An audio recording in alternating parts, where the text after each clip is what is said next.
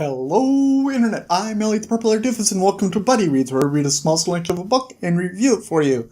Today we are covering issue number 1 of Fables by Bill Wellington. I hope you've read that issue yourself because I do not want to ruin anything for you. So this is where the entire series starts. This is issue number 1. And it starts with Jack. Jack from Jack and the Beanstalk. And he is riding in a cab, and the cab is running to a certain area. We'll just call it, it's not called Fabletown. Jack gets there and he runs out. He pays the cabbie really quickly, but he runs out and he runs to Bigby, who is the big bad wolf. And he says, Bigby, Bigby, Bigby, something terrible has happened. Something horrible has happened. Bigby's like, something more horrible than you interrupting my morning? And he says, yes! He's like, what is it? Actually, what they do is they trade insults about Jack coming from a beanstalk and Bigby being the big bad wolf that ate pigs. But before Jack actually tells Bigby what's going on, we get sent over to Snow White and Beauty and the Beast. And the Beast is looking quasi-beast-like. He's like a full, human linebacker, but he's got, the beast's teeth and, just the furry eyebrows. And he's starting to grow the horns out of his head, but he doesn't look completely beasted out. This is where we get some exposition about how the Fables had run to our world because something terrible had happened in theirs. In order to live in our world, Fables have to live by a certain code, and one of those codes is if you can't hide the fact that you're magical, much like the beast can't in this current state, then you need to go to somewhere known as the farm. And Beauty and the Beast are trying to stop going to the farm, and they keep on saying, please, we just can't afford the cost to keep our glamours up so that the beast looks human. Please, please, please, please help us. Snow says, there's not much that you can do. They say, we want to talk to the actual governor then. And she says, well, you could do that, but by the end of your conversation, he's just going to come back to me and ask me what I want to do. And I'm telling you right now, if you can't afford a glamour to cover that up, you're out of here. That's when Beauty makes a remark of, why should we listen to you? Your marriage failed almost instantly as soon as we got here. And plus we hear all that stuff that you were up to with those 7 dwarves of yours. Little Boy Blue overhears this because he's like the assistant to Snow White. And he goes, okay, everybody up, everybody out. You're done talking. And Beauty says, no, I wasn't. And he says, yes, you were. You should know some things. Like when you're talking to Snow, you never ever bring up the 7 dwarfs. You don't know why, but he just says that. And she says, oh, yeah, I guess that was a mistake. As he's booting out Beauty and the Beast, Bigby comes by. And Little Boy Blue says, oh, hey, Bigby, how are you doing? Bigby says, is Snow White in? And Little Boy Blue says, she is, but she's in a foul mood.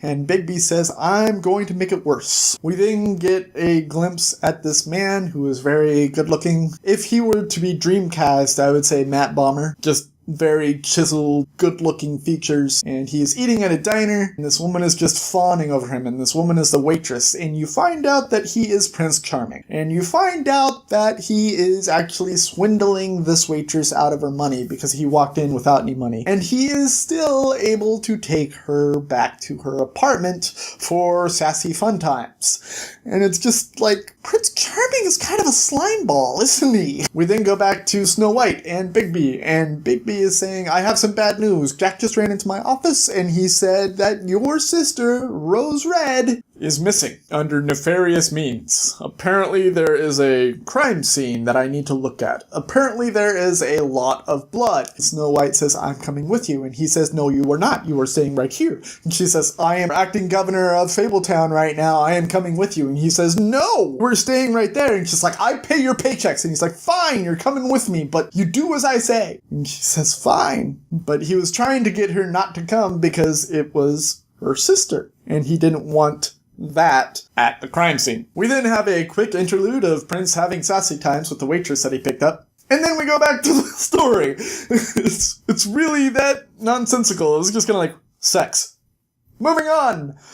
What? So then Bigby and Snow get to the crime scene. They go up to the apartment, and Jack is waiting outside. And before they got there, Snow was like, so why did you have Jack look over it? And Bigby says if he wanted to change anything at the scene, he would have changed it before he got to me. He's the only person that I can trust not to alter it any further from what he wanted me to see. And she says, oh, okay. Bigby goes up and he says, okay, open up the door. And Jack opens up the door. They see all the blood, and Bigby says, okay, I'm going in. Snow, you stay here. Jack, if she tries to go in after me, you have my permission to pick her up and take her home. And she just kind of looks at him and says, don't you dare. Jack says, I won't. And Bigby goes in and he's looking over all the stuff, and there is blood everywhere. It's like a scene from Dexter. On the wall, it says, no happily ever after, and there's blood just almost coating this apartment. And he goes to the fridge, and he sees screw marks, and he looks through a drawer, and he finds a lock, and the lock fits perfectly where the screw marks fit over the freezer door. For some reason, that gives him the idea that Jack is behind this, because he walks out of the apartment, and he arrests Jack. We don't know why, because that's the end of the issue. But so far, I am really enjoying this, and I hope you will join me on my quest to read all of the Fables comics before A Wolf Among Us 2 comes out. Because, yeah, that game's gonna be awesome. If you like what I'm doing, go ahead and click that subscribe button. If you like this video specifically, go ahead and click that like button, and go ahead and leave a comment letting me know what your favorite fairy tale retelling is.